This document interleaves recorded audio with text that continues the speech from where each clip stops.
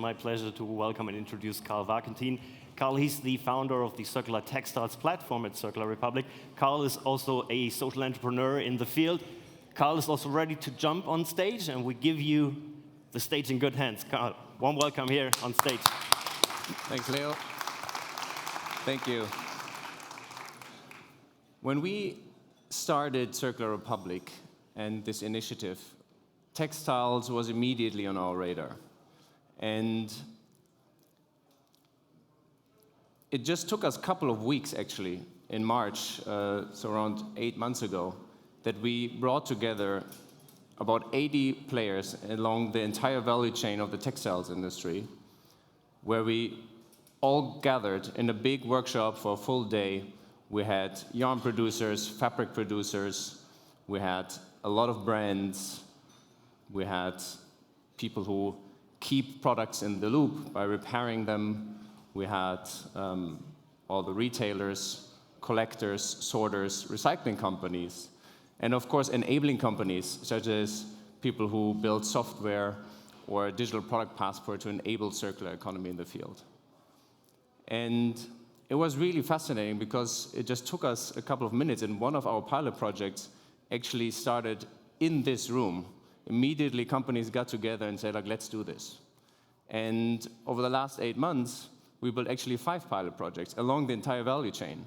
So we have one project focusing on how do we incentivize customers to bring back their products, but also how do we enable the product to be more digital and more circular, and build like a digital product passport in the product and see what we can do with that data in later stages of the lifetime.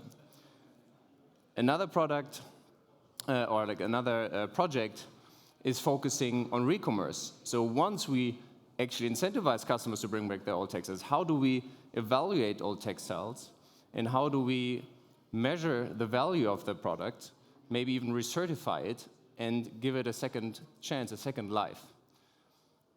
We also have a pilot project which is then focusing on sorting technologies, which is actually needing the data from the digital product passport in order to better sort textiles. But also image recognition is one of the technologies that's super relevant, and that's one of the key bottlenecks actually in the industry at the moment. We then even have an entirely, like, it may sound funny to include them, but we have even a pilot project focusing on car seat covers. Like, how do we take car seat covers, how do we disassembly them, because they consist of many different kind of components and materials. How do we disassemble them and then actually be able to sort the different material components and recycle them and make new car seat covers out of the same material? Same actually with workwear as well. And last but not least, we have a recycling pilot where we try to get from old textile bins, like when you throw your t-shirt in a textile bin, how can we make out of that old textile a new textile? So we have a big recycling company that is helping and pushing this innovation. And now we actually started going to the brand. What do you need from kind of fabric in order to make a nice new t-shirt out of it? What does the fabric producer need from the yarn producer? What does the yarn producer need from the recycling company? And in the end, what kind of old textiles do we need in order to make that new textile? So we all come together, and actually just this week on Wednesday, we had our second big workshop coming all together and thinking of how can we now accelerate these 5 pilot projects. For today, I'm super happy to now introduce you to Nora Griefahn. She is CEO and founder of Cradle to Cradle, to give us a different inspiration, a different view on the entire topic of circular economy. And after that, I'm super excited for a panel discussion. And we even have a startup pitch from a very innovative recycling startup today. So Nora Griefahn, please give it up. Thank you so much for coming today.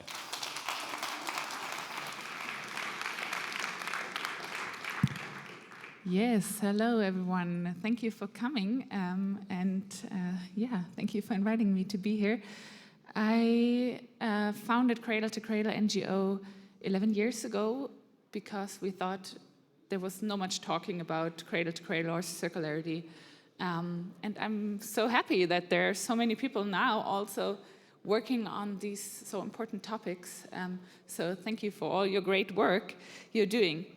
I was asked to give a bit an idea of what I think a circular economy is important to actually have in mind. And so I'm talking a bit about cradle to cradle. Actually, I had a different presentation, but I will do it with this one. So sorry for this is German now, but we can do it either way.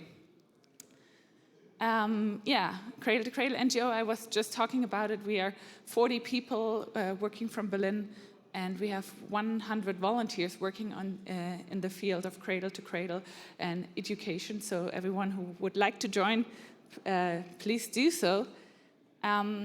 When I talk about cradle to cradle, for me, it's important to think what actually the goals are. Where do we want to go? And of course, all of us have this 1.5 degree goal. But the question I would ask you is this really a goal? When we talk about 1.5 degree, it's only a goal to be less bad or to harm the planet a bit less. And in a cradle-to-cradle perspective, we would say it's a bit more than only being less bad, but really trying to have a positive impact and trying to actually see that, of course, when we look at our emissions, we have a lot of emissions that come from the product sector. And of course, we need to figure out how to make them in a circular way. But it is not only about talking how we can actually change this way from going from a linear to a circular economy, but we also need to think about the quality that is behind. Because we have materials actually around us that are not made for circularity. So it's good that we are now also thinking about how can we maybe get them back into the circles. So, or look at this and see that we should actually figure out ways how to get this waste out of the places where we have them. But we also need to work on that we can identify ways that they don't actually get there. So to figure out ways how to actually define our material in a different way.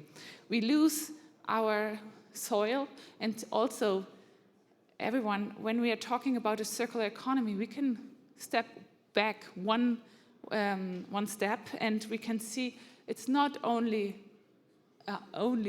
about emissions, or in the circular economy, it's not only about products. We can broaden our view on this and see, when we look at our carbon, then we need to figure out ways how to actually have a carbon management and figure out ways that we are not going in a linear way on taking carbon out of the soil and putting it into the air, but also here going into a circular way on using carbon. So going into ways how to actually use this material and manage this material, and not only to avoid them. So defining where we want to go, because when we see, for example, this, now these materials have antimony sulfides in there instead of asbestos, because we didn't define that we don't want to have harmful material in there, or what we want to have. We only defined, okay, we are taking asbestos out, but we need to define where we want to go, what kind of products, what kind of material we want to use. Otherwise, we will have still a linear economy that is only using some more circles at the end, but it's not actually a real circular economy. We need to define the quality of our materials, that we decide what we put in our products. And this is a bad product if we have materials in there that are not used actually for having them in our hand. Then when we talk about circular economy, we are also talking about upcycling. But it's not upcycling if we are using bad products and then we are still using them again. But these, for example, are products that actually have over 500 toxic chemicals in them. And having them with us on our skin, in our room, is giving us these toxic chemicals right next to us. So we need to also there see it's a good idea to use these materials because we don't want to throw them away. But if they are harming us in this way because they are never made for skin contact, then we should not use them. And we should figure out different ways how to deal with them and not take them into the circle. We need to define our goals, and the goal cannot be to go on a zero-emission road.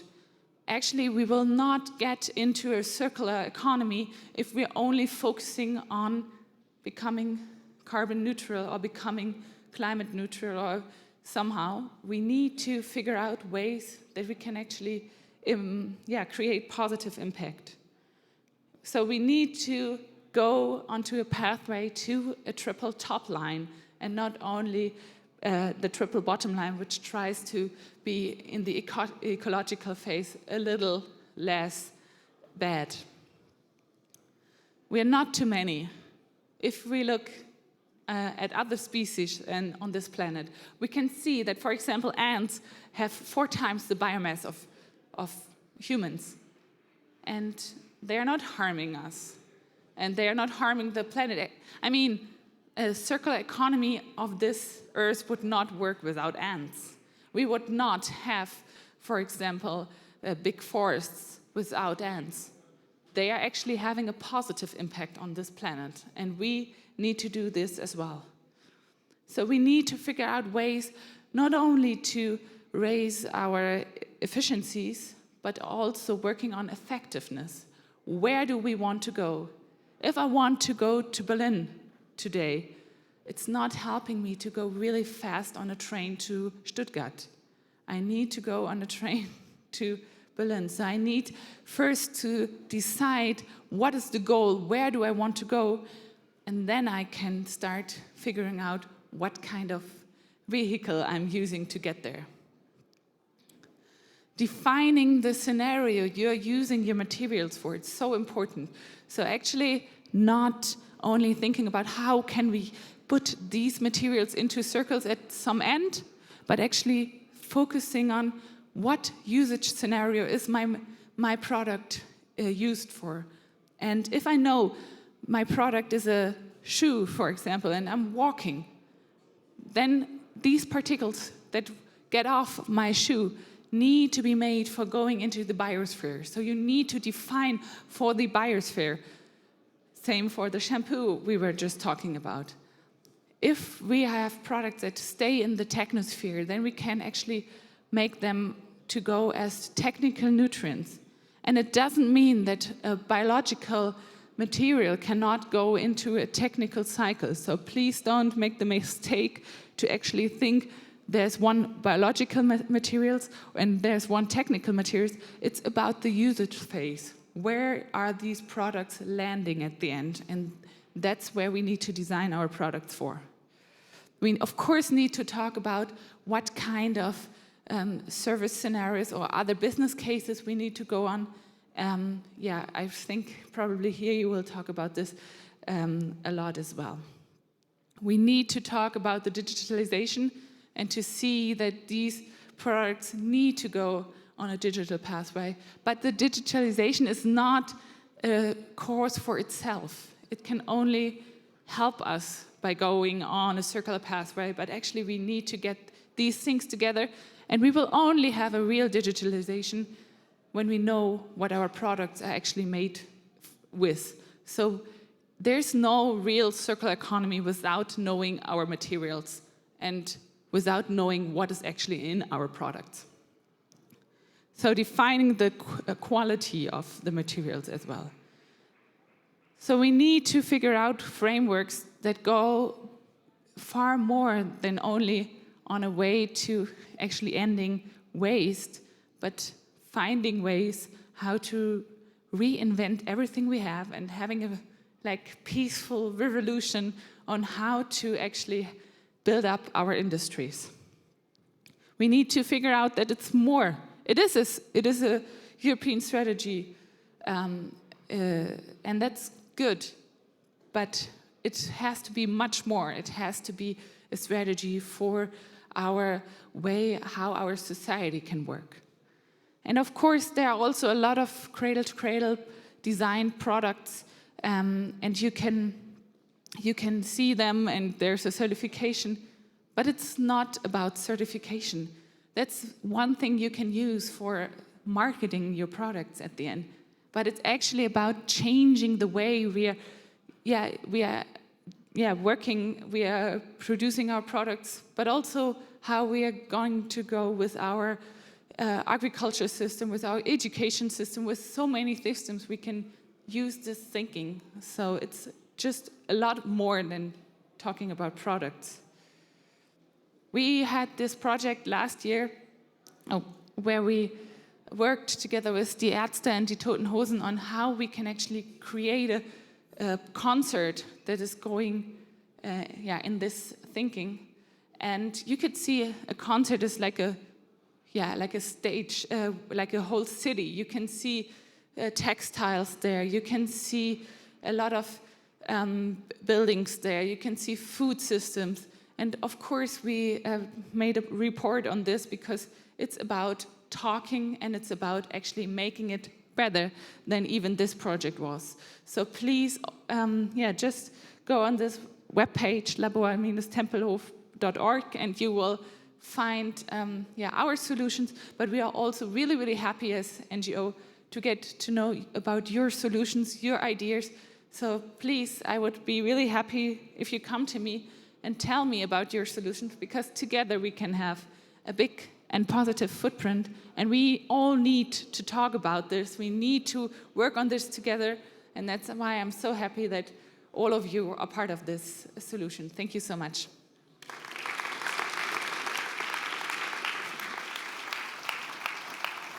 Thank you so much, Nora.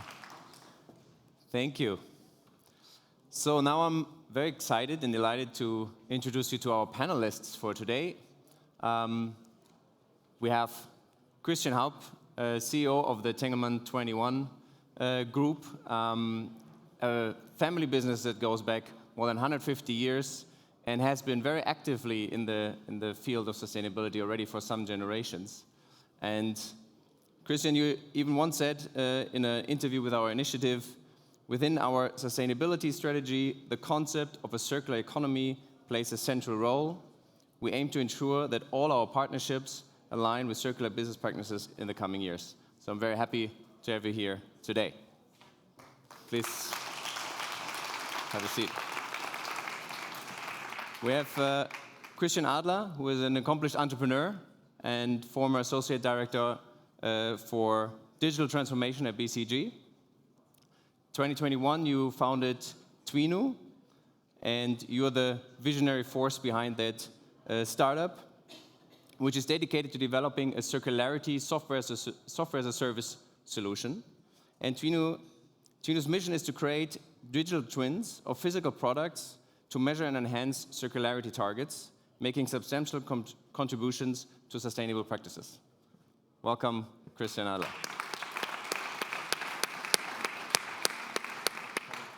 And we have Francois-Xavier Dosne. You are head of business innovation strategy at On, where you take responsibility for the Cyclone program, which encompasses a wide spectrum of critical areas, including circularity, business model innovation, and forging strategic partnerships. Francois-Xavier plays a leading role in shaping On's innovative strategies for a sustainable and progressive future. Welcome, Francois.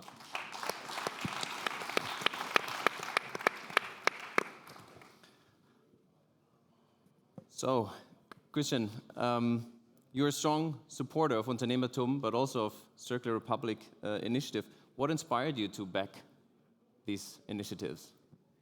Well, I mean, our commitment to sustainability goes back, as you said in your introduction, several generations. It's all started with my grandmother, who in the 1960s, living in Germany's industrial heartland in the Ruhr area, where all the steel industry and lots of other industrial complexes were working, and she experienced firsthand the acid rain, the dead rivers, the destruction of the environment, and she said, we need to do something.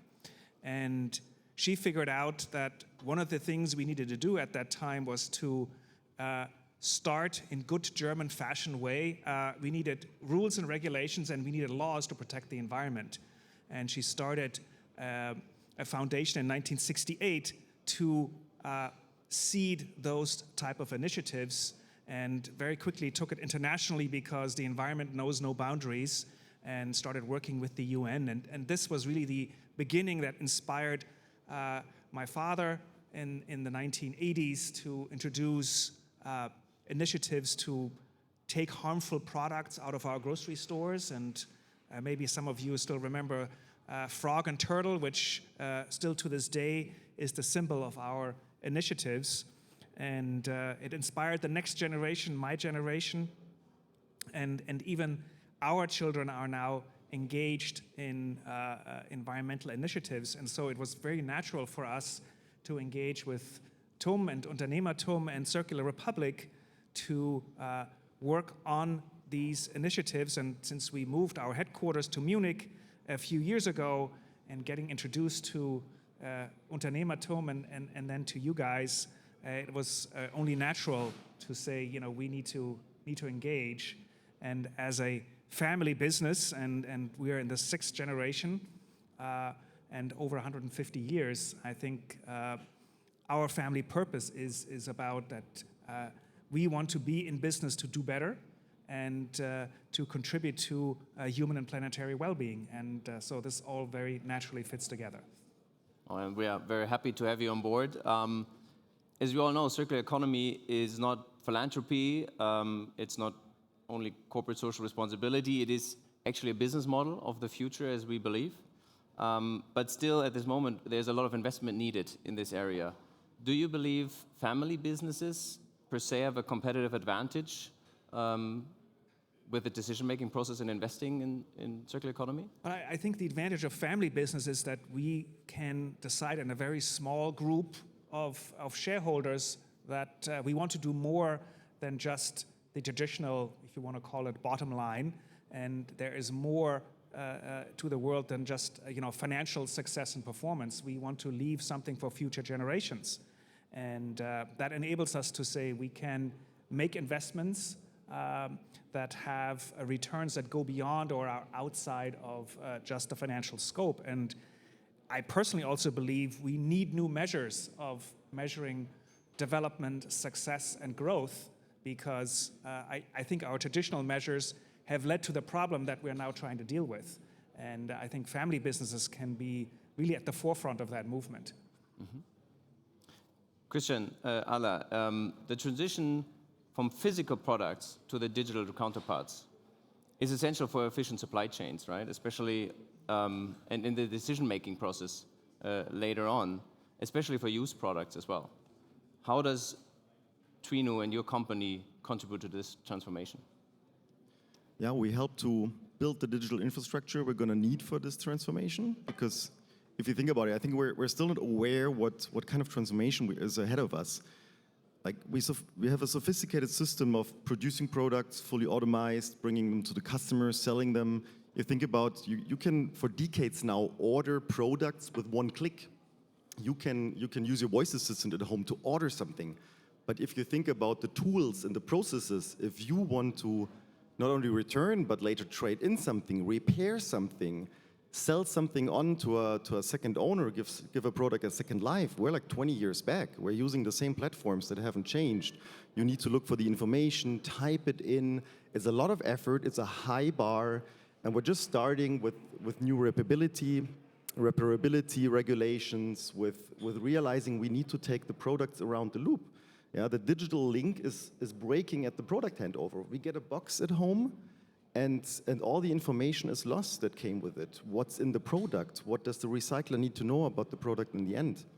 And also our focus so far on circularity is a lot on the aspect of recycling. Yeah, so far we were focusing on the outer loop, yeah, the long loop. How do we close the loop?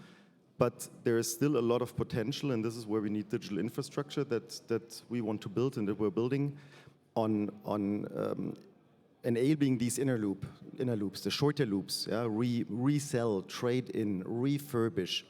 Because if a product gets used twice the time, that's even better than avoiding 10% of the material or having a better recycling, because you save a product. And product design is super important, recycling is super important, but we have to put more focus on all the life phase. We just saw like the usage, how much impact it has in a product lifetime, and how much CO2 comes from products. So this is our focus, and even us, I underestimated how complex it is.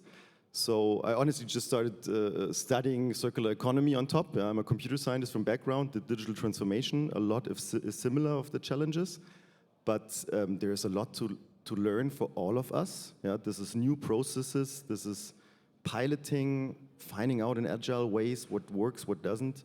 We don't have the full answer yet. Yeah? It's not all the processes are clear, but we see and we feel, and also in the talks with the companies, we understand how big the pain is about digital infrastructure and solutions and the processes. Mm-hmm. When we actually met already, I think a couple of years ago, actually, when we talked, even before Circular Republic was founded, and I mean, that is what twinu was also back then, how you presented it, right? It was about digital twins. And now, I think especially over the last year or two, like it all evolved a bit also into the whole idea of digital product passports. How did that happen from a digital twin to a digital product passport? Where is it maybe even a very similar idea? Yeah, we had a good, I remember like the first video call we had at that time, where we had this vision of adding digital twins to products. That's also a project experience I have from my consulting time, where we saw digital twins more and more also leaving the factory. Digital twins in the factory, in the production, in the R&D, this is a common thing being used in crash tests, and there's so many use cases. But again, if once the product leaves the factory, goes to the customer, we have rarely this impact, this tools of digital twins. So we had this vision of enabling these use cases. At that time, I was not aware that much of circular economy, of the term. We had the use cases. I wasn't aware of a regulation digital product passport, actually. And we already used the technology we use today, knowledge graphs, semantic AI, distributed ledger technologies. And suddenly we saw like what we're doing is circular economy. And we learned like, okay, the European Union is even engaging in a regulation that is gonna ask for basically digital twins for products. And today we see that even the pilot project of the EU is using or is recommending, or not recommending, but has said like the digital product passport is probably going to be a knowledge graph. So semantic AI, the technology we use, and we're talking directly with the regulators of the EU about the use case that we have in a sandbox program, where we discuss the technology and how this could enable it. So this came kind of like together from two sides in a very lucky way for us in terms of finding passion. Yeah? It's not about scaling something up would have been easier in other areas, if I look how complex it is, but in terms of having fun what you're doing, having passion what you're doing, I couldn't wish for something better. Yeah. Also a great example how startups always have to, and any company always has to adapt, and right, like once you realize the whole idea of circular economy is evolving and you adapt your business model and your product in the end, it's a very inspiring example. Francois-Xavier, last year on Mate, I believe it was last year, for me it feels already like years ago, because I was so much involved in with also reading about your on Cloud Neo, right? It's a fully recyclable shoe available for lease, made a lot of headlines last year. Was this your first venture into the circular economy area? Yeah, it was. I mean, we were exploring different areas, but yeah, it was the first big venture at scale that we did. And actually, if you talk about the one-click purchase, we created the one-click return with the Cyclone program. So Cyclone overall is basically a program where we are providing, I don't want to say sell, I want to say provide shoes to the end consumer on a subscription basis. And the shoe that we created, we really we went for that particular venture because it basically goes across the entire the entire cycle. First of all, the feedstock that we are using is bio-based. It's made out of castor beans. It's a plant that grows in the desert in India, and so needs very little plant and doesn't use fossil-based fuel.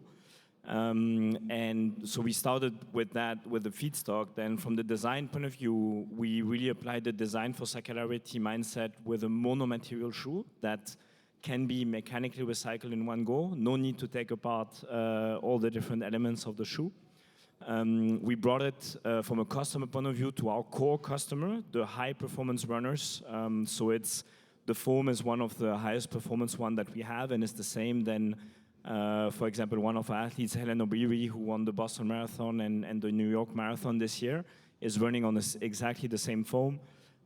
So we brought it to really the core of our customer, and then from the way we sell it, the business model is the subscription, as mentioned. So you pay a certain fee per month. The tagline was, "This is the shoe you will never own," because at the end of the life cycle, you have to return it back. And so the one-click return is you recycle, you hit recycle on your account page, and we send you a fresh pair. You send back the old pair in the bag that you just received. And then finally, if we look at the collection and the recycling, we are getting this shoe back in our warehouses. We are partnering together with a recycler. Arkema is our strategic partner there. It's a mechanically recycled process, so you shred it down, you melt it, you create new pellets, and then you can feed that back into the raw materials. So, and we didn't just do 5 shoes out of it. We did tens of thousands of it. We have thousands of subscribers in the past 12 months. Most of people run with clothes on, not just with the shoes. So we created a T-shirt as well that launched in March that can be recycled together with the shoes. So exactly the same feedstock. And yeah, it's a venture at scale because we are making it available to the market. But it's less than 1% of our revenues. So it's not the goal. It's not the solution for really, for becoming circular as a whole from an on point of view or from a brand point of view. Nevertheless, we wanted to do it, and I like that you say it's a first venture, because we always said we don't have the perfect solution. We're going to make errors along the way, but we want to learn, and the only way to move forward is to learn and trial and error. But so that has been the journey of the Cyclone and the Cloud Neo so far. We have more evolution in the future, and we look also a lot at re-commerce and durability. You now already mentioned it, and I'm happy that we can maybe now have a minute to talk about this as well, because when we talk about circular economy, most people think immediately about recycling. And recycling is for sure an important part, but it's not the part that makes circular economy special. We totally have to think about repair, reuse, and re-commerce is also playing a big role in this thing. A lot of people are trying and testing at this moment. I know that you launched already a re-commerce platform in the US as well. So I would love to hear a bit about your experiences in this field, because it's, I think, still very new, and especially we talk about business models. For many people, not yet a business model that is working already, so people trying a lot at this moment. And of course, can we expect as consumers at one point also a re-commerce platform from you guys in Europe? Yeah, so maybe just one quick comment. I mentioned re-commerce and durability. I'll talk about durability first, and then just to highlight a paradox, and then I can go into re-commerce. I think on the durability side, fundamentally, ideally a shoe doesn't a running shoe for the runners out here in the audience. You know that a shoe on average lasts for 800 to 1,000 kilometers. Ideally, we are making a shoe that can last for 2,000 kilometers or 3,000 kilometers, basically without injuring you. This is something that we look at. We don't have the solution, but I mentioned paradox. I think fundamentally, when you talk about durability, also in an all day scenario, like wearing your shoes during the day, often the rubber shaves off, right? Because you basically scratch the cement, like 7,000, 10,000 times per day. So what is the solution? You add more material. If you add more material, how does the carbon footprint of your shoe look like? It looks worse.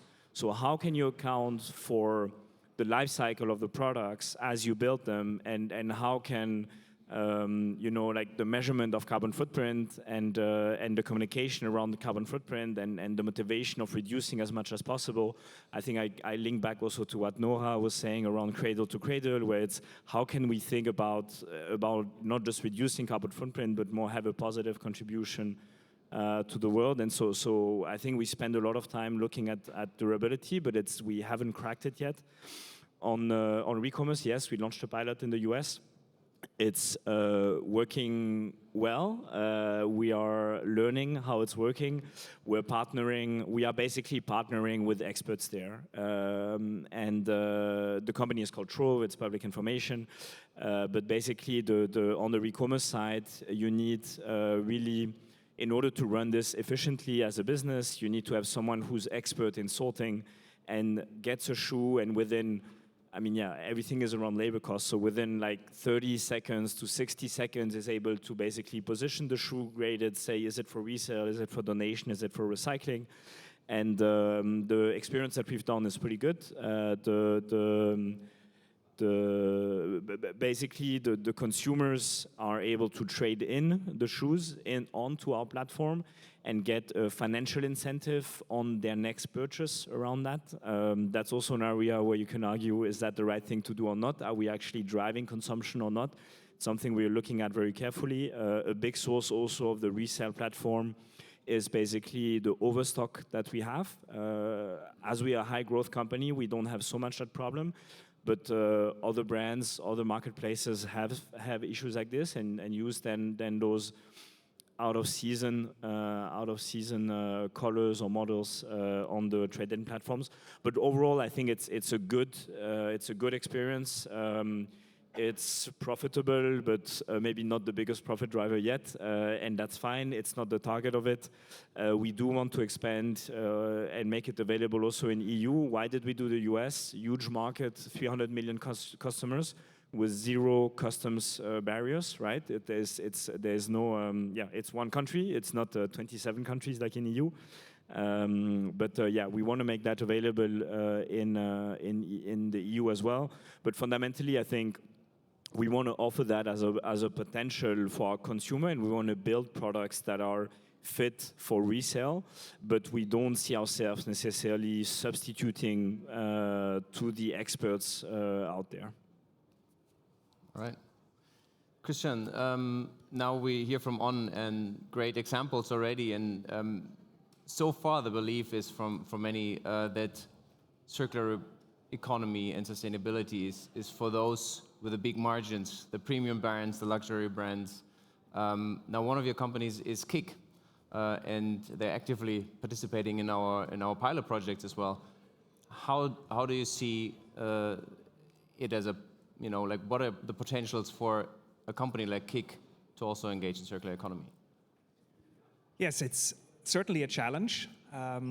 Kick sells to more the consumer that don't have high incomes, that can only afford to spend a certain amount per month, per year on clothing and household goods. So I think we have, first of all, a very important role to play.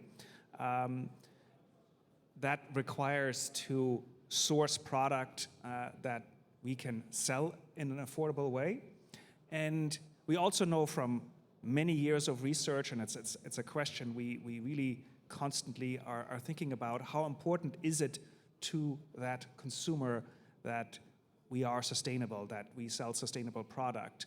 Do they care about that? And unfortunately, the honest answer is, they live from, as we say, paycheck to paycheck, and they just can't afford in their mind that they would have to pay a premium for something that is considered more sustainable.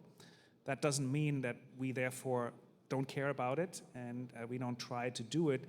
It just will not be marketed as much as you might expect.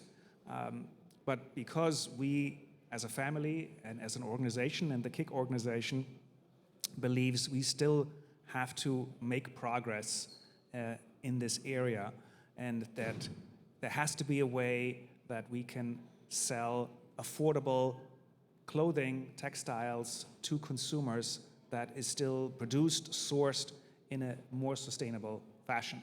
Now, it can't be perfect right away. This is a journey, a long path towards that, but we have found ways to include more recyclable product in clothing, in household goods, reduce the use of plastics in our supply chain, in our packaging, in the products themselves that we are selling. And it was exactly the initiative that you've launched to say, let's participate in that, and let's figure out how, at what stage can we learn more for our business model. So Kick, through your initiative, is partnering with PreZero and Geox to work on, what do we do with product that we don't sell, that we can then take and figure out how do we bring it into the cycle. The good thing is, and this is one of the advantages of the Kick business model, is that we don't have a lot of product left at the end of a season or the end of a year. I think it's less than 0.5% of our clothing that we don't sell.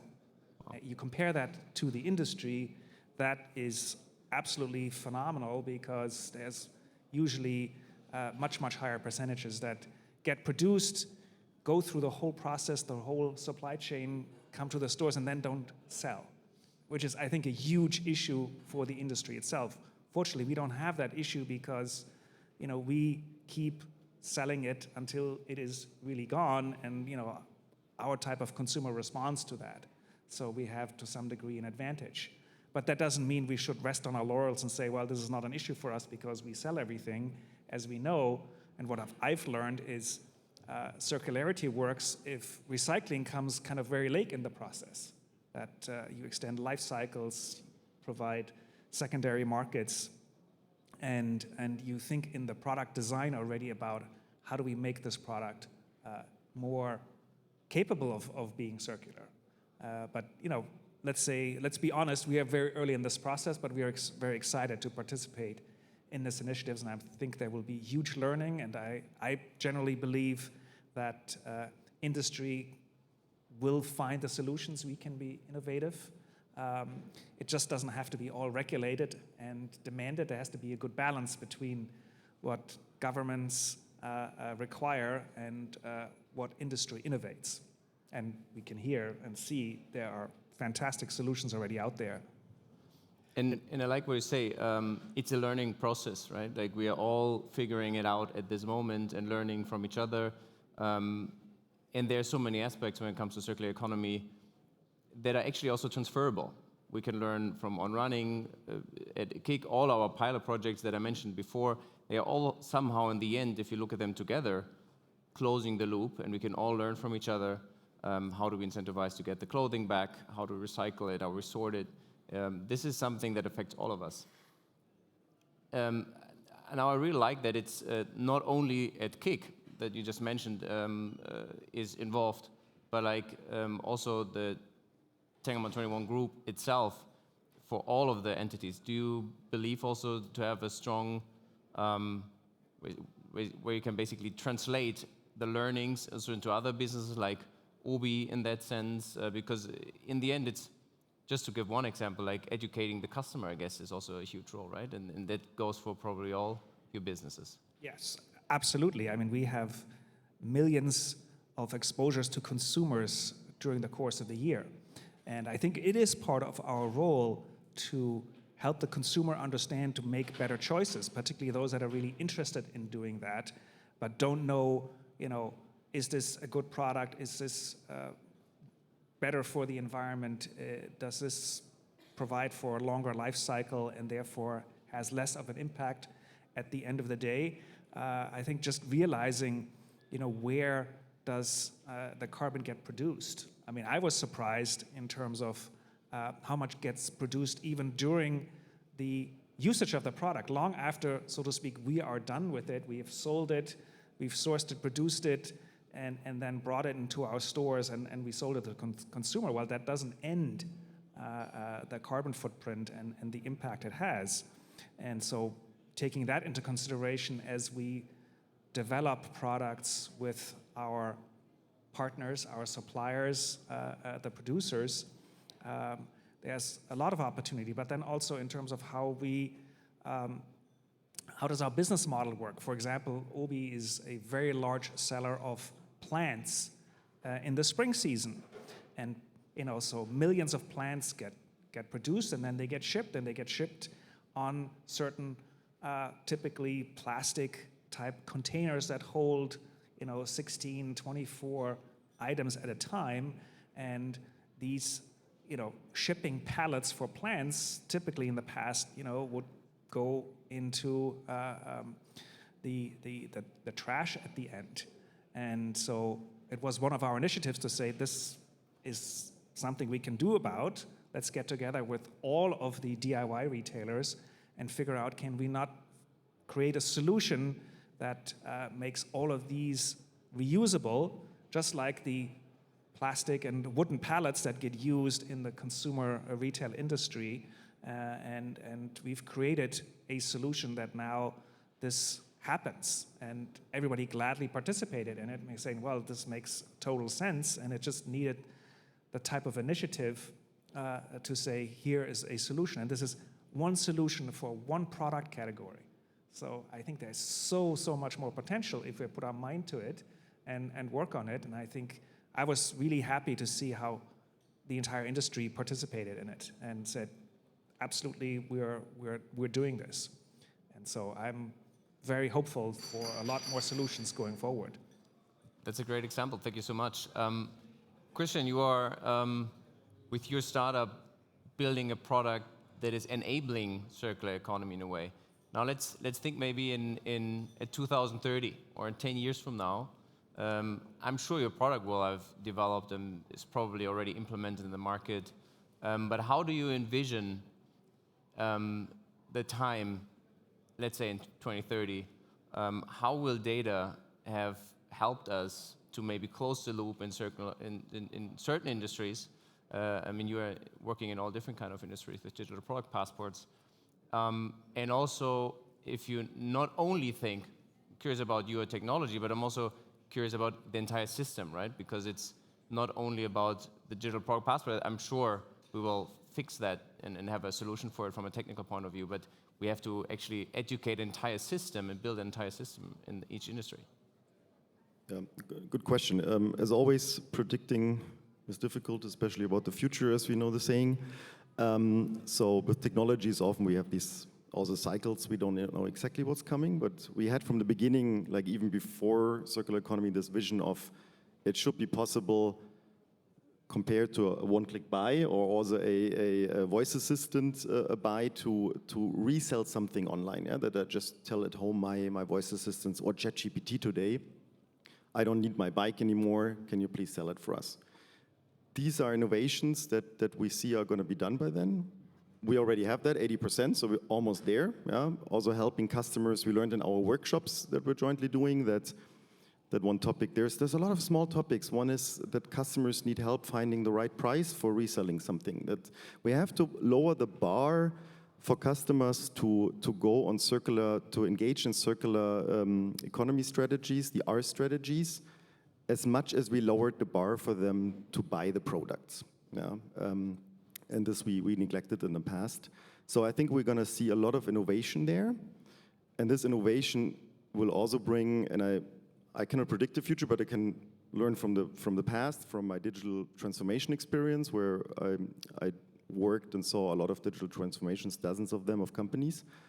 And what we saw there a lot is that the ones that go early on this journey, the innovators, the front runners, they're also going to be the ones that will generate the first successful business models. They're going to create revenues, new revenue streams from, in this case, probably as a service models, the trade-in, the refurbishment.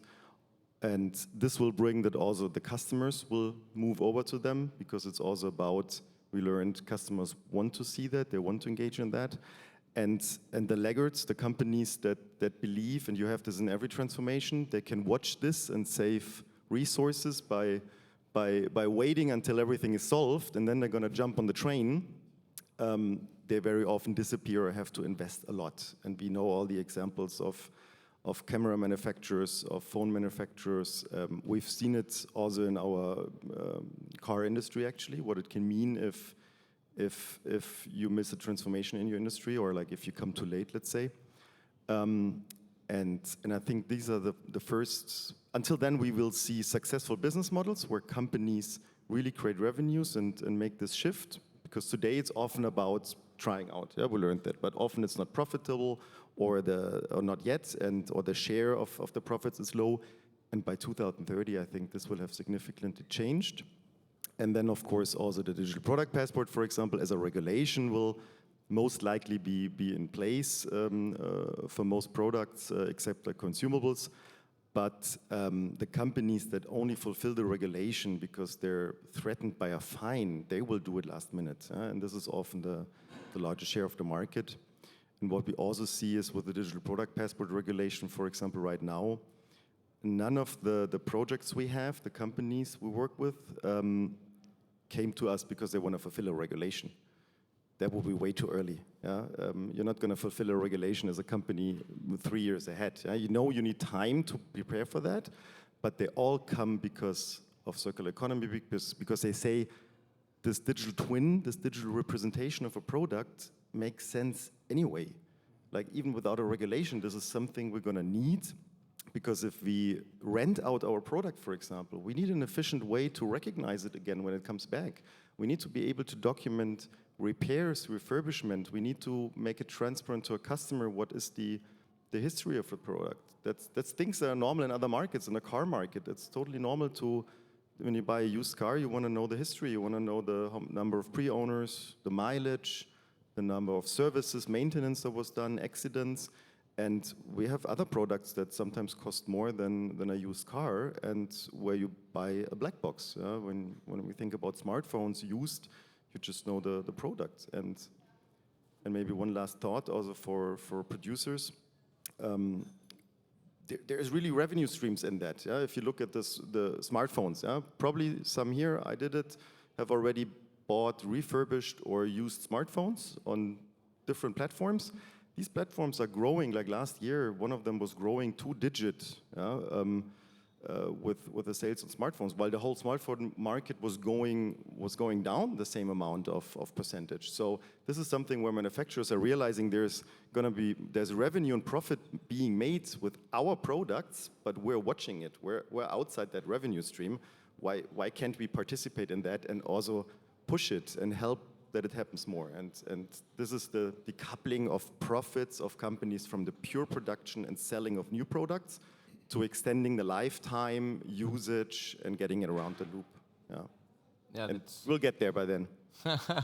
Perfect. With your help, I totally like what you said. Also, in the end, that I think one of the key questions is how can we decouple growth from volume, or usage of virgin material in that sense. Francois-Xavier, we now already heard that you collaborate with companies. You clearly collaborate with us in our pilot projects. Is that happening? Because we hear a lot, circular economy is only working when we collaborate. Is that working for you as a company only since circular economy is a topic, or has it been always there? And if so, even if you already collaborate way longer, as you, I think, still have a certain startup mentality, I think where collaboration is also key. But how does it make it special for you when it comes to circular economy? Yeah, I think I'm really. I joined On 4 years ago, so I don't have a lot of history in the shoe industry, and I switched over to the innovation team and really focused on circularity 2 years ago. But I've been hyper focused on that, so I will reserve the part of my answer to collaborations in circularity. Just in 1 second on the other field. We are a engineering, design, and marketing agency, like all other brands. So we need partners who produce for us, and there to be at the forefront of innovation or technology, we need to partner with other people. So we are relying on a network of at least On as a brand is relying on a network of strategic partners. Specifically in circularity, I think the one collaboration that I mentioned that is very, let's say, at a micro level, which is linked to the Cyclone and Cloud Neo program, is the fact that the recycler of the shoe at the end of life is also the company that is then reproducing not just virgin, but like just reproducing the raw material. And actually what's interesting is that at the beginning of the partnership, it was Arkema and Agiplast. So Arkema produced the raw material and Agiplast was the recycler. But throughout the partnership, actually Arkema went and bought out the recycler. And so now Agiplast belongs to Arkema. So we saw like an industry transformation. Basically, it wasn't just driven by our project. Far from that, there were a lot of different interests. But basically, the raw material producers are actually looking at how can I source that waste material, because that's going to be such a strategic source of feedstock for the future. If I zoom out a little bit, so this is, I said it's micro, it's on level. We're not going to solve it on our own.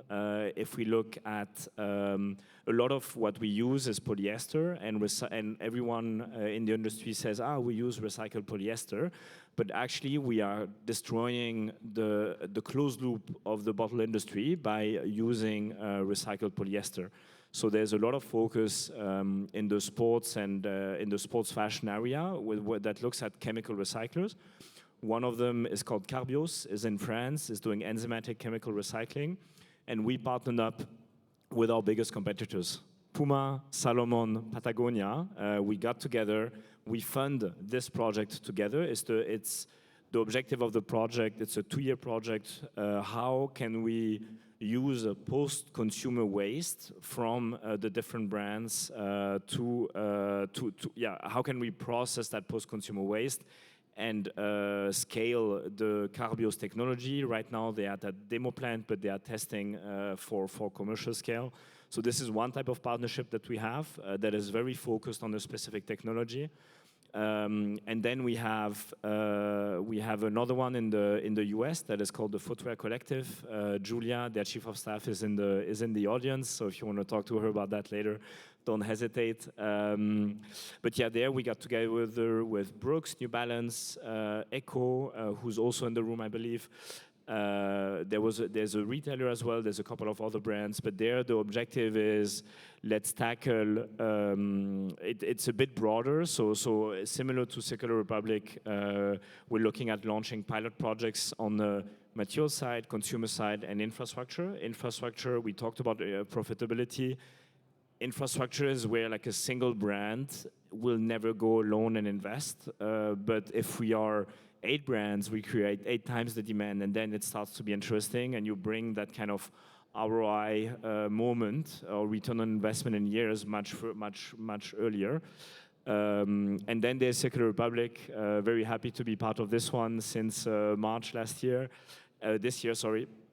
And there, what's interesting around Circular Republic is that you're not just bringing brands together, but you're bringing really players along the entire supply chain. And we're looking at potentially launching a pilot together with twinu and others. And it's really exciting just to be in those different areas. But at the end of the day, when I look at what are the successful collaborations that we have, number one, you need to have the same vision. So you need to want to have the desire, not just the desire, but like the urgency or the hunger to solve for circularity and do it intrinsically, not because the consumer is asking for it, but because you believe in it. Then it's very reliant on people. Carl, it's a pleasure to work with you. Julia, also same on your end. And I think then these are the people that basically drive it forward.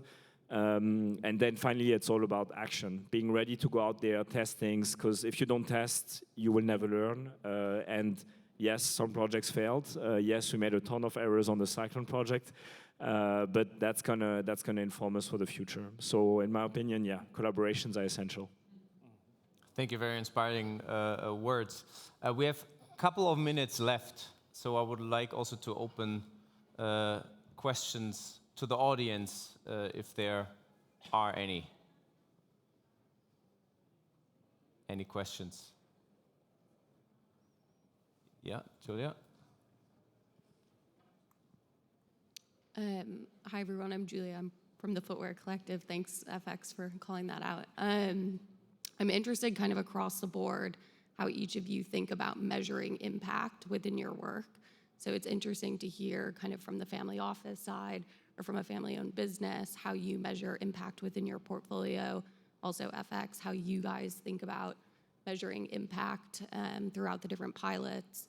And then Christian at twinu, I'm sure clients kind of when they're approaching you about how to enable digital product passports, how can that be an unlock for also measuring impact? So interested to hear kind of from all of you. Should I go first? Of course, I have a technical view on that, a digital view. What we hear a lot from companies, and that's something, that most haven't thought about it in the past, is that most companies, don't have actual knowledge about their footprint in the market because it didn't matter in the past. You were giving your products, you were producing them, shipping them to the retailer or directly to the customer, and ideally you would never see them again. Because if you would see your product again, it probably meant you had a warranty case, something was wrong with it, it was returned, or it became waste, and that meant cost. And that is changing. And the first thing the companies realize is, oh, wait, we don't know what's in the market out there. We don't know how many products are actually currently being used, unless you're a large, famous smartphone manufacturer where you need to register with an account to use the product, but most products don't work that way. So this is the first, one of the things we think need to be enabled to then have the data for KPIs to also have a baseline and to see like where do we need to improve. And the product passport can help to not track the customer, but trace the products, to get a feeling of how many products did we collect, what kind of products, how many got recycled, and then also to be able to make auditable claims on that, to be able to say like, look, this is how good we are already in getting our products around the loop. So that from a digital side of view. Well, I think we are also trying to define what are the KPIs for our different businesses that are most important. Clearly, we see a lot of KPIs being regulated here in the next few years, so that's obviously where we have to start with. We as a family have decided we also want to have impact beyond and outside of our family business. We have chosen for several generations the field of higher education. That also brought us here, because we believe educating the young minds about sustainability in various different aspects, if it's in business, obviously with the tradition of our first generation, of course, having impact on the environmental laws is very important. We're sponsoring in the United States a law school that has now vaulted to being the #1 environmental law program in the United States. So because it is an important field in regulations, we give out awards on environmental diplomacy because, again, this needs to be beyond our Western world. We need to penetrate particularly second and third world. When we go to the annual graduation of these programs and see, how many of these law students have gone through the environmental law program that are now going into practice in this area, it's another way of seeing we have impact. Obviously, these initiatives, ultimately get funded out of the success of our family business, and that's how we're trying to give back and have impact in areas like that as well. Yeah, maybe to close the loop, I think, of course, there's carbon footprint. We measure that. We have our annual ESG report that tracks that. On Cyclone specifically, we measure the return rate. We are at close to 90% return rate of the shoes in EU. That's just specific over the past 12 months, and that for us is then a success, and this is how we believe this is impactful. But as mentioned, it's less than 1% of revenue. So I think if we want to scale it, I talked about durability, more material, also more costs. So I think the key will be to really align the ESG targets together with the financial targets. And right now, we're kind of in the process of doing that. Yeah. Thanks so much. Do we have one more question? Here. Great. I'm Jakob, I'm from Systemic. My question is linked to the first question. Christian Haub, one of the biggest levers that you have on circular economy is the power that you have over brands. Has there been any consideration to maybe set minimum requirements for brands that want to sell in your shops? Say, okay, there are certain circularity requirements that you need to fulfill to be able to sell your products. And that would link to the digital side as well, because there would be digital KPIs that you could use. So yeah, has that been on your mind? I think that's a fantastic idea, and using our ability to influence that, I would immediately on these type of topics try to go and collaborate to get to a bigger scale, because I think these topics just go beyond trying to build a competitive advantage, so to speak, just for our consumer-facing businesses, because I think we get there faster if we would, as an industry, try to get together on some of these issues and say, you know, could we all agree that this is a requirement from our suppliers? But I think this is a good inspiration to think about that. Perfect on time. I think we just ran out. Christian, FX, thank you so much for being here today and for inspiring all of us. And now I'm very excited for the last part of today's Textile program to invite Steffen from eeden, a very innovative recycling startup, on stage to give us a short introduction of what you are doing at eeden. Thank you so much, and thanks to all of you for coming out today.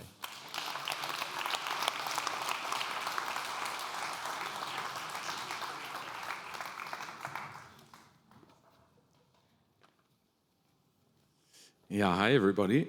First of all, it's great to be here with so many like-minded people and also people that take on a more holistic perspective as we do. Because we, as a startup with a key enabling upcycling technology, always say we are a very, very important part of enabling a circular economy in the textile industry, but we are not the sole solution needed to do that. And that's what we really love about working with Circular Republic, working with Carl, because here we bring together all the players in order to think about the circular economy in the textile industry from a more holistic perspective. And now I need to find the clicker. Here it is. I wanted to start by asking you guys a question. And the first question is, who of you generally likes the outfit that you are wearing today? Quite a few, that's good, people. And who of you has seen pictures like this one? That's also good, you're very good educated. That's, for those who don't know, the Atacama Desert, where some of the outfits that we are wearing here today might end up in the future. And then the next topic about that is that we, as Europeans, on average, so all of us on average, throw away this 15-kilogram pile of textile waste every year. And less than 1% of that pile will be recycled back into clothing. And most of it globally gets either dumped or burned after use. And that is leading to catastrophic impact and also to a huge material loss of over 80 billion euros every year.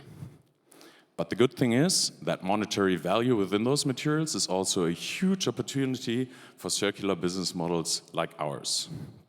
And we have developed a patented chemical upcycling technology for textile waste.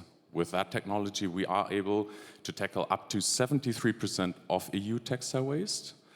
And that is because we are able to separate both dominant fibers on the market, so cotton and polyester. We are breaking them down into the raw materials for new fibers, and those raw materials then serve as a drop-in solution for the existing textile value chain. They are as of new quality, but obviously with a better footprint. Speaking of the textile value chain, the textile industry is confronted with regulations like extended producer responsibilities, waste collection obligations, waste export restrictions, and recycling quotas, just to name a few that are even accelerating the demand for recycled fibers in the industry. And McKinsey had put this into numbers, coming up with a supply gap of over 60% by 2030, even if all competitive solutions were scaled as planned. By utilizing a technology like ours to process 100% textile waste as a feedstock, we are able to save 99% of arable land and 90% of water compared to cotton, and also over 60% of CO2 emissions compared to virgin polyester. So to prevent all of our outfits from ending up here, to unleash our impact potential, and to recover the value within those materials, we at eeden, we are enabling circular textiles. And at the moment, we are in the engineering stage of a multi-thousand-ton pilot plant, therefore onboarding suppliers as well as major textile and fashion players, and also kicking off our Series A at the beginning of next year. So very happy to talk about that afterwards if you're interested. Thank you very much.